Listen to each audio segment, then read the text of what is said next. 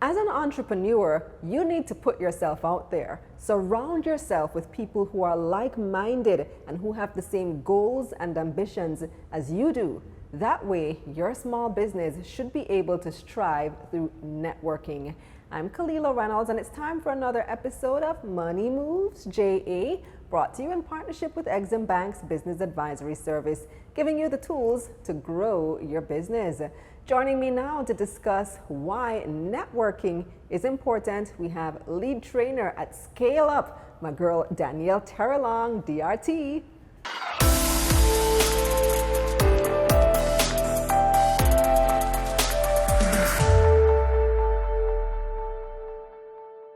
Danielle, how are you? Hi, Kalila. How are you? I'm well, thank you. No, I have to say you because I know you're traveling, so I'm glad that you're able to make it to us even virtually. Absolutely. I wouldn't miss it for the world. And while you're traveling, are you doing any networking by chance? I am actually doing networking. It's funny that you asked that because I am trying to figure out how do I expand my horizons beyond Jamaica? What do I need to do? Who do I need to meet? And what's the kind of conversation that I need to have with people? And I may only get a minute of meeting someone, a recruiter, or a small business owner here in Canada, and I'm very conscious of how I network effectively and with impact.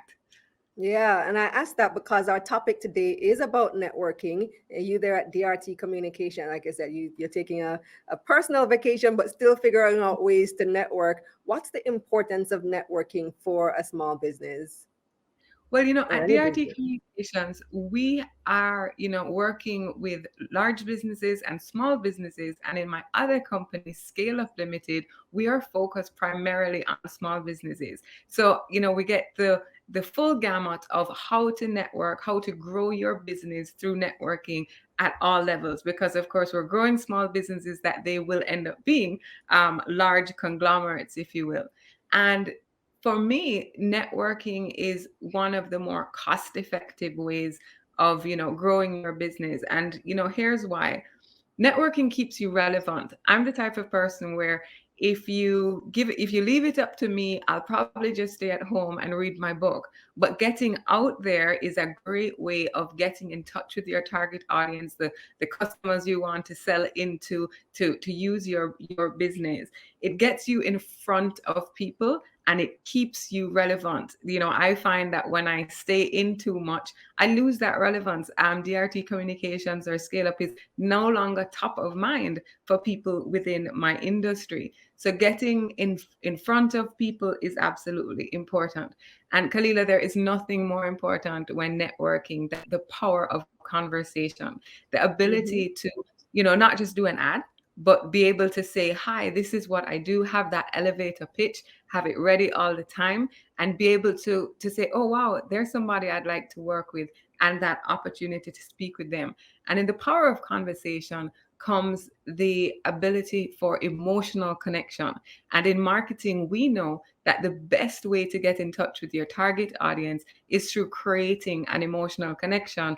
And what better way to do that than in some form of networking? The other thing that networking really does is it allows you to collaborate with others in your industry, right? So it may not be a client, but it may be a video producer, it may be a media partner, it may be a supplier or a distributor, and allows you to build your business, build your products and services through collaboration. You also get to know who else is playing in the same game with you, right? Who is cheaper, who is more expensive, what are they offering, what are their products and Yes. services. You need to know who is in that sandbox with you. So, and of course, networking these days happens online, offline, less events, but less in person events, but certainly some online ones. Well, that's the next question I was coming to because it may seem like a simple one, but how do you meet people? And not just anybody, but the right people who can put you in touch with the right other people. Right.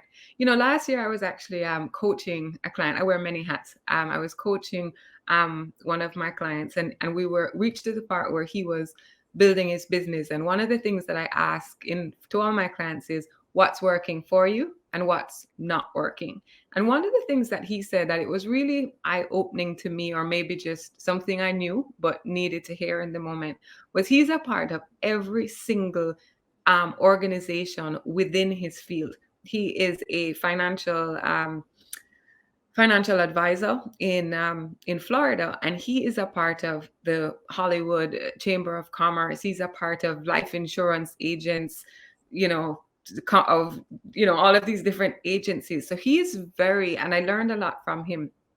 What organizations are you a part of that can open doors for you, that do have events? So for us in Jamaica, I am a part of the PSOJ. If there was still, we've talked a lot about ensuring that the Public Relations Society of Jamaica is kickstarted again, and to always be a part of that. You also want And to even the maybe. social groups like the Kiwanis and the Rotaries, those are good too.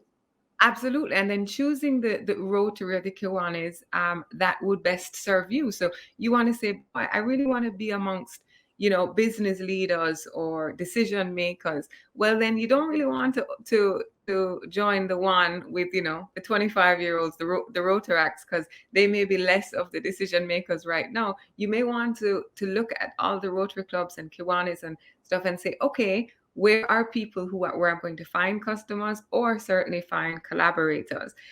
So being a part of all the organizations around. There's also an opportunity. Danielle, that's a cool little hack. So if there's somebody specific that you want to meet and introduce yourself to, you can look up and try to find out which professional organizations they're a part of and join that organization. Join that organization, look at what committees they serve on. I sit on the membership committee of the PSOJ, and for me, that's just being, playing my part in developing the business community in Jamaica. But it also, I sit on a call with 25 people once per month, and there are opportunities for me, for my company, to be able to offer services to my membership committee. Also, being a part of the PSOJ, just using it as an example, allows me to say to the PSOJ, hey, I'd like to host a conference. I'd like to host a webinar. I'd like to bring my expertise to that next event that you are having. And being a member affords me that opportunity. And that would apply across, as you say, the Rotaries and the Kiwanis. So it's really important to do that. Now, there's some people that say, well, there are no organizations, which I would find hard to believe. I've noticed a couple of friends of mine have started a marketing association. And, that came out of one person who said, let's bring us all together. Some of us are having the same challenges. We're all looking for similar opportunities. Why not start networking opportunities with like-minded people? And of course, now build your own following, build your, this kind of, I don't know what the word would be, but this environment where like-minded people are for collaboration. And of course, you can then go out together and approach potential customers together. Yeah. So I love this idea of collaboration, of using our actual networks and creating opportunities as well. I don't know about you, Danielle, but I am, and you probably wouldn't guess this, but I am naturally an introvert, like super introverted. Like for me to go out and network and meet somebody, introduce myself to somebody I don't know, I literally have to psych myself up mentally. I know, totally. People don't think that about me either, but I'm exactly the same. I have to tell myself, Kalila, you know who you are. Don't get freaked out. You can do this. They won't chase you away. They won't bite you. Just do it. Just introduce Right. yourself. So how do you overcome those types of fears?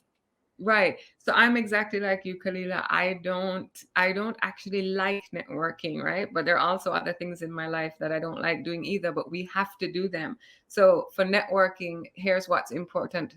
Be bold. Get rid of that gremlin on the shoulder that says you can't, or you're not small enough, or you're a small fry, or small fish, all of the Or things you're that we gonna tell. get rejected. You're going to get rejected. And ask yourself, so what if I get rejected? But suppose I get accepted, right?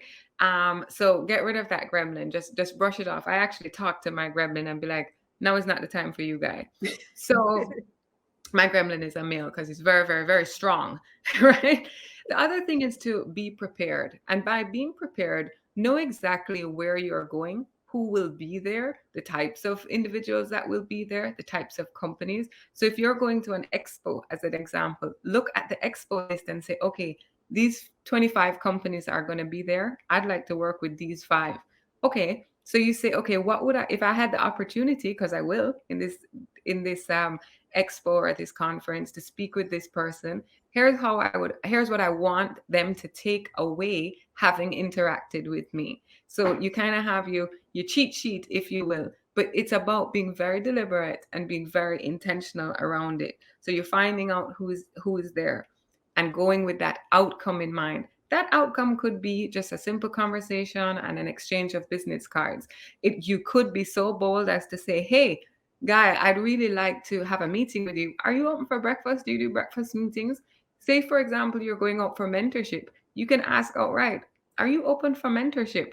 Um, that is something that has come across my desk quite a bit recently. You could also, and I think this is a little bit more authentic, go with curiosity in mind. You want to meet Richard Biles, and because you'd love to have a half an hour conversation with Richard Biles or Keith Duncan or somebody like that, and your gremlin is talking to you. Well, go with curiosity and say, Mr. Biles, Mr. Duncan, I'd love to know how it is that you manage 17 companies and sit on 55 boards, and you allow that person to start a connection with you. I'll give you a joke. I actually did that with same Keith Duncan, so I'm giving an example. And I know that Keith manages so much, the head of Yeah. GM.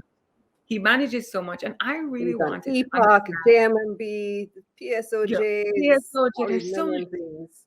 And I feel like I'm over here drowning with my 2.5 companies, right? And I just wanted to know from him, how does he do it? What's his secret to success? So I knew I had a meeting of about 17 banks, and he was chairing the meeting. I got there early and I was very clear. I said, hey, Keith, I would just love to ask you, how do you do all of this? And I was very surprised by his I thought I expected him to tell me about, leadership and that kind of thing. And he started to engage me more Well, on what did he managing. say? Because I want to know how he does it all too. Oh yeah, no, for sure. And I don't think he would be remotely upset with me for telling you. He said to me, Danielle, I meditate. I sit down, and I was so shocked by it. He said, I do a lot of meditation. He's very into his exercise, because where he came to me from was the whole person, treating yourself like the whole person, right? I expected him to say, well, you hire in well, and all the kind of things that we all read. And he says, no, I wake up every Wow. morning. I ensure that there's meditation. And just so you know, there's another head of company very similar to the likes of a Keith Duncan, who told me the same exact thing 3 weeks Wow. later. I need to try Spend that again because I tried it. George Stephanopoulos from ABC News. He swears by it. I think he wrote a book on it, and I tried it a couple times, but I always fall asleep. So I guess I'm not doing it right. I should try it again. Exactly. So I went with an intention in mind. I got the opportunity to sit on this committee that he was chairing, and I wanted to have a little bit more time with him. And so I went with that curiosity, knowing exactly the type of information that I wanted for him. And as I said, I did it with someone else a few weeks before, because I wanted to learn how to be this whole leader. I want to be able to do more, and to be able to have an audience with someone like that, whom I regard and respect. Being intentional and deliberate was very important. So that's a bit of insight into how I think those people can network. I also think that when we are on social media and online events, we're not talking about just running up into someone's DMs with some random, hey, can you be my mentor? Approach them, as I said, I from get that a lot. curiosity. Yeah, of course, we all do. And certainly as a wellness coach, I get that a lot. Can you tell me how you lost weight? Well, I'm glad to tell you how I lost weight. What I would really love is to be able to have that consultation with you, and know that, I'm also running a business here. So when people, my advice to those networking through using social media is to perhaps refer to, hi, I saw you as a speaker at this event. You did say that we could reach out to you. Here are some questions that I would have. If it's one question, I'm willing to answer it in DM. if it's a few questions and I see where I have an opportunity to serve, I'm going to send them my Calendly link and ask them to schedule, a time that I devote to small business development, that I have that as a standing in my calendar for people to jump in. Um, and a lot of people do that. I think we need to remember, especially as small business owners, trying to grow, is that there are many heads of companies and many CEOs who want to help. Sometimes, they may not have the time. They want to help. They want to give time. They want to give back. They too were in the position that many of us were in. They want to. We just have to be very bold and very deliberate in how we reach out to them. And I can say this as a woman, and I'm sure men have a similar experience. Be careful how you reach out, because especially in social media, we don't necessarily want to feel creeped out by you. So Mm-hmm. I had someone, and he actually has ended up being a great friend, that reached out and said, "Hi, I saw you speak at I can't remember the event. I think it was a Sagicor event, and he said you spoke a lot about reading. Would you be able to give me your top 5 books that you recommend for life?" And I said, "Okay, here are marketing, here are business, here are personal development, and health and fitness." And as a result, we started to develop a book exchange in Instagram. He didn't come with the "Hey, you're so beautiful" thing, which just does not work. It creeps us out as women. As I said, I'm sure men have a similar experience. But be careful of your language when you're approaching people, especially in the social media space. Just to let you know, also, I've had that experience in the in-person space where somebody's like, "Hey, I just saw you speak, and I think you're really Mm-hmm. hot." Well, no, I think it was a professional event, right? So I don't think Oh it. goodness. Let me give you a joke, Daniel, of something that happened to me one time. So we were at a professional event and we, shared notes and whatnot. We're in a similar industry. And afterwards the person reached out to me and invited me to lunch. No, I thought that this was a business lunch. I thought this was Right, a meeting based on the things we were talking about before. right, Turns out it was a date. right, right. So, you know, I was an I unwilling mean, participant in this date. It was so I awkward. did. Exactly. And you who had a husband may have had a very unwilling husband for this day too. And what happens is that becomes, you shut down. As I said, I can Mhm. only speak from the female perspective, but you start to shut down opportunities where someone like me or a Kalina or many others would want to help, want to serve you, serve your business, etc. But be very careful about how you um approach people.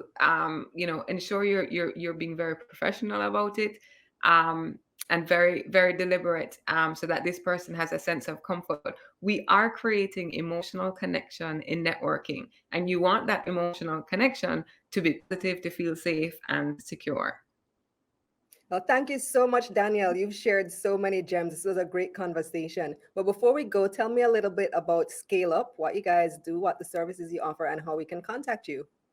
Sure, no problem. So ScaleUp Jamaica Limited is a training company. So it came out because in DRT we have a lot of small businesses who want to work with us, but it doesn't become affordable for them. So my partner Rick and I from Lucrolux Marketing decided that we wanted to provide training, all day training, workshops, and some form of coaching to small businesses who want to scale their business to the next level. So we work with you on taking you from your business objectives with a result of a marketing plan that you will be able to execute, and also know how to talk to graphic artists, how to brief those within marketing industry. So we have online workshops, in-person workshops. We're starting to think those through coming for January.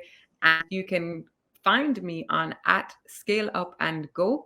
And of course, my personal Instagram is at Danielle DRT, as well as at DRT Communications. But we also have our website, scaleupandgo.com.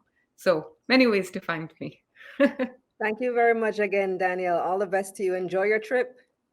I will. Thank you. And thank you for having me. I'm glad to come back and talk to any other small businesses. I'm here for it to serve others.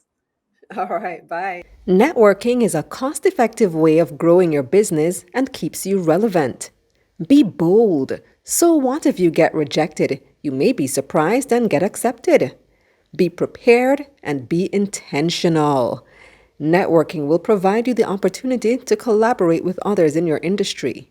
Joining a professional organization can open doors for you and help you to meet the right people. That's it for this episode of Money Moves JA, brought to you in partnership with Exim Bank's Business Advisory Service, giving you the tools to grow your business. Visit their website at eximbankja.com and visit my website, KalilaReynolds.com, for a summary of this episode. You can click the link in the description box below. I'm Kalila Reynolds. Until next time.